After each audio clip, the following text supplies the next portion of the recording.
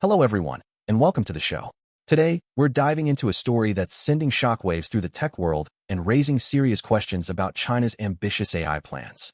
What happens when a key player in a nation's technological rise suddenly disappears from public view, only to be quietly replaced? Is this a sign of internal strife, a change in strategy, or something far more complex? The answers, as we'll see, could have major implications for the global tech landscape. The news is this: Jin Zhuanglong, the Communist Party chief of China's Ministry of Industry and Information Technology, has been replaced by Li Leqing. This comes just 2 months after Jin vanished from the public eye, sparking speculation about his fate. Jin, a 60-year-old aerospace expert, was at the heart of China's drive to become a tech superpower, overseeing everything from chip manufacturing to 5G and 6G development. His sudden removal raises serious questions about the direction of China's tech policy. Li Leqing, the new party chief, is the 59-year-old governor of Liaoning, a province struggling with economic challenges. While the ministry's website confirms the change, it doesn't offer any explanation. Crucially, it hasn't been confirmed whether Jin has also been removed from his other role as the Minister of Industry and IT. Removing that title requires approval from China's top legislative body, which could be announced soon. This ambiguity adds another layer of intrigue to the situation. To understand the significance of this change, we need to look at the context. The Ministry of Industry and Information Technology is central to President Xi Jinping's strategy to reduce China's reliance on foreign technology, particularly from the developed world. Think about it. This ministry controls the licensing of new technologies, electric vehicles, and the development of cutting-edge communication networks. Jin himself emphasized international cooperation and technological advancements to boost consumer demand. So why the sudden change? Here's where things get interesting. Jin's removal comes amidst a broader anti-corruption campaign within the Communist Party. President Xi has ousted several high-ranking officials since unveiling his latest cabinet in 2023, including the ex-foreign minister, defense minister, and agriculture minister. While it's unclear whether Jin's removal is related to corruption, the timing is certainly suggestive. Remember Xiao Yaqing, Jin's predecessor? He was demoted and retired after being caught taking bribes. This history adds weight to the speculation surrounding Jin's departure. Jin's background is also noteworthy. He was once the commander-in-chief of China's first wide-body passenger plane and later became an executive deputy director of a central commission overseeing military-civilian integration. This highlights his deep involvement in strategic sectors. His expertise was clearly valued, making his sudden removal all the more puzzling. Was he pushing too hard, too fast, or were there other factors at play? Let's break down the potential reasons for Jin's removal. The first, and perhaps most obvious, is corruption. As we've seen with other high-profile cases, anti-corruption campaigns are a recurring theme in Chinese politics.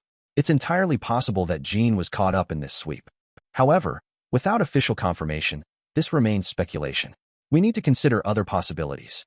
Another possibility is policy differences. Jin stressed the importance of international cooperation, but perhaps his approach clashed with the more nationalistic, self-reliance-focused vision of President Xi. This is a crucial point. The tension between global collaboration and domestic innovation is a constant balancing act in China's tech strategy. It's possible Jin's emphasis on international partnerships was perceived as a threat to the country's independence in key technological areas. To truly understand the stakes, let's delve into the technical aspects. China's ambition to become a global leader in semiconductor manufacturing is no secret. They're pouring billions of dollars into research and development, aiming to close the gap with industry giants like Taiwan's TSMC and South Korea's Samsung. Jin's ministry played a critical role in allocating resources and setting strategic goals for this sector. The change in leadership could signal a shift in priorities or a reassessment of the current strategy. For example, the development of advanced lithography techniques, particularly extreme ultraviolet (EUV) lithography, is crucial for producing cutting-edge chips. China's progress in this area is closely watched by the rest of the world. A paper published in the Journal of Semiconductor Technology and Science outlines the challenges and opportunities for China in developing its own EUV technology. Another area of intense focus is 5G and the future of 6G. China is determined to lead the world in these technologies, which are seen as essential for everything from autonomous vehicles to smart factories. Jin's ministry was responsible for overseeing the development and deployment of these networks. A change in leadership could affect the pace of innovation and the overall direction of China's efforts in this space. The key here is the development of core network infrastructure and the standardization of protocols. China's success in these areas will determine its global competitiveness in the years to come. Consider the advancements in massive MIMO, multiple input, multiple output technology, which is crucial for enhancing network capacity and spectral efficiency in 5G and beyond. Finally, let's consider the impact on artificial intelligence. China is investing heavily in AI research, particularly in areas like deep learning and natural language processing.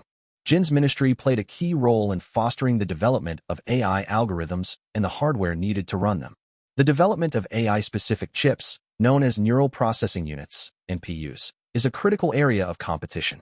A shift in leadership could impact the funding and direction of AI research, potentially altering China's competitive landscape in this crucial field. Think about the advancements in transformer models and their applications in various AI tasks. Now, let's get into the heart of the debate. One perspective argues that China needs to double down on self-reliance, focusing on developing its own technologies and reducing its dependence on foreign suppliers. This view emphasizes the importance of national security and the need to protect China's strategic interests. However, the opposing view argues that China cannot succeed in isolation. Global collaboration is essential for accessing the latest technologies and expertise. This perspective emphasizes the importance of international partnerships and the need to participate in the global innovation ecosystem. Which approach is more likely to succeed? To understand the true direction of China's tech strategy, we can look at verifiable data, such as patent filings. By tracking the number and type of patents filed by Chinese companies and research institutions, we can gain insights into their areas of focus and their level of innovation. For example, a surge in patents related to domestic chip manufacturing technologies would suggest a greater emphasis on self-reliance. Conversely, a high number of patents related to international collaborations would indicate a continued commitment to global partnerships. This is a concrete way to measure the impact of the leadership change and the overall direction of China's tech policy. Look at the trends in patents related to RISC-V architecture and open-source instruction set architecture for CPUs as an indicator of China's efforts to diversify its chip design options. Another verifiable method is to analyze government funding for various tech sectors. By examining the allocation of resources to different areas, such as semiconductor manufacturing, AI, and 5G, we can gain insights into the government's priorities. For example, a significant increase in funding for domestic chip foundries would suggest a stronger commitment to self-reliance. This data is publicly available and provides a valuable window into China's tech strategy. Track the subsidies and tax breaks offered to companies involved in key technologies to gauge the government's long-term vision. What does this mean for international tech companies? The uncertainty surrounding China's tech policy could create both challenges and opportunities. On the one hand, increased self-reliance could lead to greater protectionism and reduced access to the Chinese market.